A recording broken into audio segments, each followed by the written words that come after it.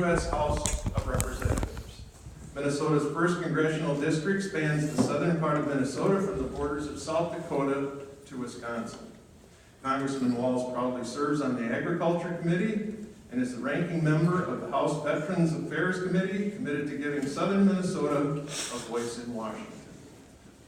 Congressman Walz enlisted in the Army National Guard at the age of 17 and retired 24 years later as Command Sergeant Major. That is the highest ranking enlisted soldier ever to serve in Congress.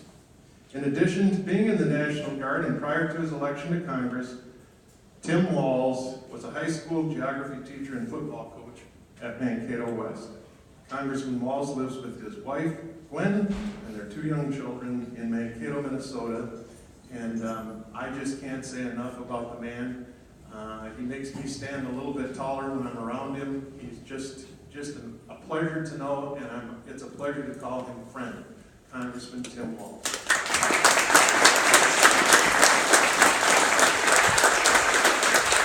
Well, good morning, everyone, and thank you for that. Thank you, Mayor Serp.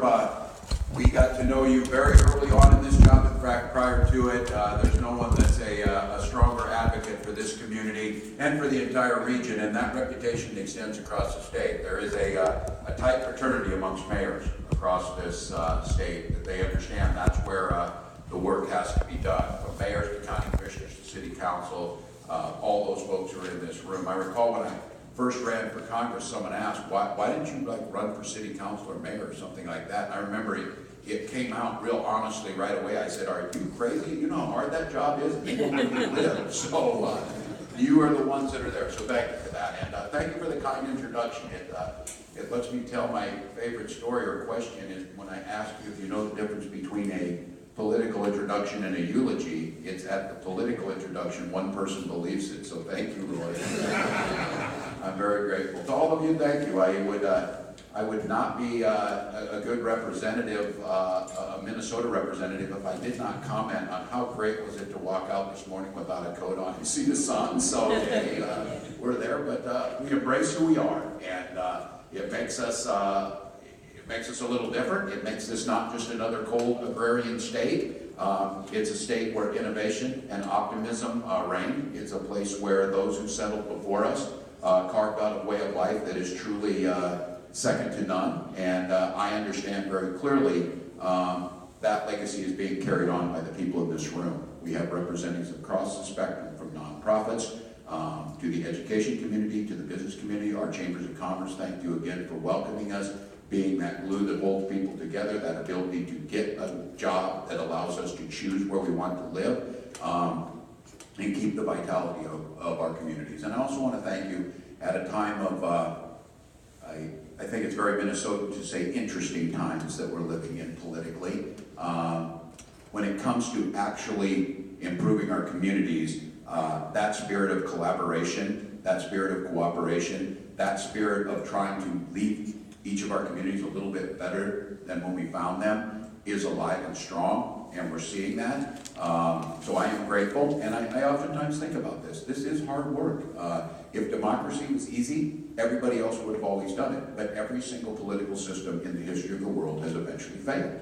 And one of my favorite quotes from Winston Churchill said, this is the worst form of government, except for every other one. And then he went on, because he was British and had to do it to us, he said, but you can always count on America to get it right, after they try everything else first. And it's a little bit about our perseverance. Probably actually was a little bit more telling about who we are as a people. We're stubborn, we are optimistic, we're hopeful, we're passionate, and I think that's a reflection of the people of the 1st District. And it is incumbent upon us, and many of you, whether you were elected or you are in positions, both private, public, nonprofit, are charged with making these communities what they are. And I think at times, and again, we're in Waseca, who saw a shift in employment that is hard on a community. When you see a number of jobs with co-ed graphics, or it took me a long time to call it co-ed graphics. I'm still brown for all those years, but all of us around here know when these changes happen, for whatever reasons they are, they impact lives in a real way. They impact communities in a real way. So it's not as if we're not talking about that there are challenges ahead of us, but I think it's so Minnesotan of this, and a lot of what we're doing here sprung out of the response of this community, and a little bit, you're going to meet someone who I for a long time have admired the work.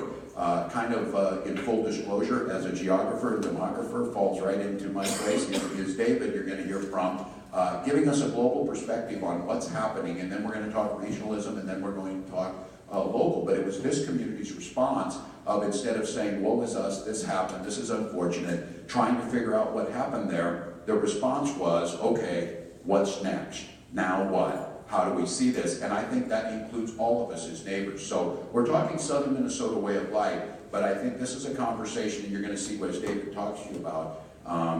That old Chinese proverb and curse, may you live in interesting times. We are living in interesting times, and it's going to be what we choose to do about it that is going to leave the legacy for our children and for our grandchildren. And I am very hopeful. I'm hopeful because I know the people in this room. There are friends in here, old friends and new friends, but there's visionaries in here. And again, I think, while not ignoring the challenges we have, I think all too often, especially in a political space, that it is somehow now inappropriate to talk about successes that are happening, to talk about things that we're doing well. We should never settle for not getting all the way there, but I do think we should talk about it. There are quality of life in this first district that you're seeing that are second to none in the world, from life expectancies to access to health care, to living standards, all of those things, and in measurements of happiness. We're Minnesota Lutheran, so we don't want to be too happy in public, but there is a point where those things made. And I said, looking at this and the privilege that I've been given to represent this incredibly diverse area, this area, just like every other 434 of the other congressional districts, has about 770,000 people living in it. But they're all very different. They're all very different geographically. They're all very different climate-wise. They're all very different ethnically. They're all very different with their economic drivers. But this one is unique in a lot of ways. One is, it's one of the last true districts politically that's almost kind of a 50-50 thing on that. And I would come to if I haven't learned much by given the privilege you give me to serve in Congress, I've learned a few things. The first thing I've learned is don't ever say it can't get worse. I have learned that it can probably. But I've also learned to understand that when we draw our congressional districts in a manner that is reflective of the way the people are there, a manner that is, I think, closer to where people are at, you start to see real results in things. But from on the ground level, this is the 9th largest agricultural district in America. This would rank in the top 25 almost in countries in the world in the amount of food, fuel, and fiber that we produce. And you're going to hear from David a little bit here on positioning. You're going to see some unique trends in population. You're going to get it, and I know many of you have heard this, but I think seeing it in one place as it applies to our area of southern Minnesota is pretty amazing. The world is going to need 3 things in high quantities going into the future, the very near future. They're going to need a lot more food, they're going to need a lot more energy, and they're going to need a lot more clean water. And as my 11-year-old came home last year with a blown look on his face where his mind was blown by his teacher, he said, "Dad, did you know that the same amount of fresh water on the planet is now as it was with dinosaurs, that we're drinking the water that dinosaurs drank?" And it blew his mind. But what he was pointing out was a very, very important piece of this. There's a finite resource in clean water, and it matters. And there's ability to produce food is becoming more and more a challenge in the world. And so with all of those things happening, we are well positioned. But we're more than that. We're also home to the Mayo Clinic and other fine medical institutions that are doing some of the highest quality care, that we are on the verge of breakthroughs. If we can, instead of doing what we've done for 8 years, quibble over insurance reform and actually realize it would be a lot less worry about how we're going to pay for health care if we could prevent diabetes, if we could prevent Alzheimer's, if we could do the thing. And when we have soldiers coming home that the Mayo Clinic's working on, we have had incredible breakthroughs that have come out of these institutions, that have come out in collaboration on things like prosthetics. But Mayo Clinic's working on the salamander effect, that we're a generation or 2 away from regrowing limbs for people, those types of things. These are massive changes that are coming, and they're happening right here in the 1st District. We're also home to every single can of Spam that's produced in the world. So that's something. And to take that a step further, the production line, 13 people. So what automation does to our workforce, what that's going to look like and how we talk about that, that is not something to fear. but it is something to understand what's coming. I also said, we build tractors here. We have visionary people who do that. We are at every single fuel pump for the next generation F-35 fighters is produced in the 1st District of Minnesota.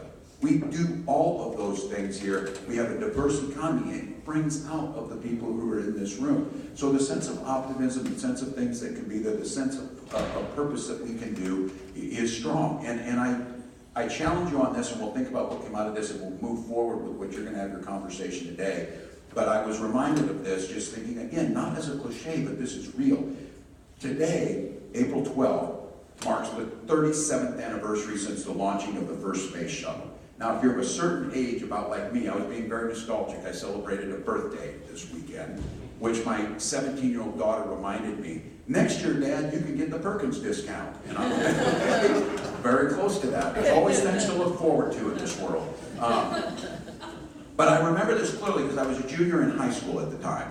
And those of you who were moonshot people and were there and watched in 1969, that one burned into your consciousness of where you were at. If you're of a certain age, the space shuttle did, because this was even something different. We were going to shoot a spaceship up and we were going to land it like a plane and we were going to reuse it. Now, if you're younger than this, you're like, yeah, but SpaceX landed 2 of them flat back down on the ground. That's even more amazing. But what was for me about what all of this gets to and where we're at, I had an assignment where I was supposed to go talk to an older neighbor about what they thought about the space shuttle. Well, I had the incredible privilege in this small little farming community I was living in that my neighbor 3 doors down was 104 years old. She was born 3 weeks before the Battle of Little Bighorn. And she was there telling me, as I'm here today, so that connection is back. I talked to a living person who was alive before that time, before the centennial celebration of this nation, and now we're this far out, and talked to her about what that meant to her. And that acceleration of change is going to be paled by what's coming. And again, it's not futurism. It is, but it's not science fiction. It's the reality that's coming, and it's going to be the people who grasp that, and the people who plan for it, and the people who see it, that are going to improve lives, improve people's well-being, improve life expectancies, and do the things at the end of the day that we really want. All of this is what we do is to allow people the joy to live the lives they choose to live. If it means a few more years of seeing your grandkids, if it means being able to start a new business and do the things you want to do, all of those things that are possible. And what came out of these summits, and again, we were in Laverne, and we were in Winona, and now we're in Waseca. These communities are not exactly the same, but there's a lot of threads that run through it. A lot of this, and you can talk about, we're going to have all this robotics and all of this. What I really need is daycare for my kids so that I can actually go to work. What I need is a house to live in so I can do that. And I get it that there's all kinds of technology, but I'm tired of sending my kids into the Perkins because we don't have broadband where we live, and we can't even access the internet for whatever reason that would be. So I'm not saying that. What we did come out of this is looking at the things that we know we're going to have to make a difference. Human capital is going to be one. All of the business people in here know. It's wonderful to say we're at 2.1% unemployment unless you're the HR director at a company trying to hire people. Then it is awful for you to try and do that. It also stymies those opportunities, stymies those competitions. But we got people thinking ahead. And I'm thinking of this. I've got a 17-year-old and an 11-year-old. What's that look like? And I know when I talk to students now, instead of thinking about what their future looks like, instead of thinking about the profession they want to choose or even where they want to do that, they always tell me they're worried about the debt that comes out of it. How did we get in a situation where preparing the workforce for the next generation is being predicated on how much it's going to cost them and where it's going to come from? I don't gloss over that. We just have to figure out a better way of how do we ensure people have the ability to live the life they want to live and participate in the economy. And I give an example. I know Superintendent Brown is here from Fairmont. Those people who are familiar with Southern Minnesota, when I go to other parts of Minnesota and tell them, we build tractors, we build garbage trucks, we build cement trucks in Southern Minnesota from scratch. We do those things that power this country. But it takes people who know how to use a plasma cutter and weld to be able to do that. So in Fairmont, in the schools, they have the Welding Academy. And if I'm not mistaken, all 7 of those graduates last year were placed in jobs that paid them a really good living wage with benefits, no student loan debt, manufacturing things that make the world a little better. That's how these things work. That's how we talk about it. And those things are starting to happen. those housing that we're gonna have to talk about, we have to view housing as infrastructure. We have to view horizontal infrastructure and vertical infrastructure, and smart ways of working with builders, working with the nonprofits that are out there, working with the lending industry, working with people who are gonna live in these. What do livable communities look like? And this community knows this, as so many others. The amenities that make a community strong. We're just having this discussion. Those of you from Mankato know the sports bubble is the discussion that's on the front. That is not like add-on nice to have stuff afterwards.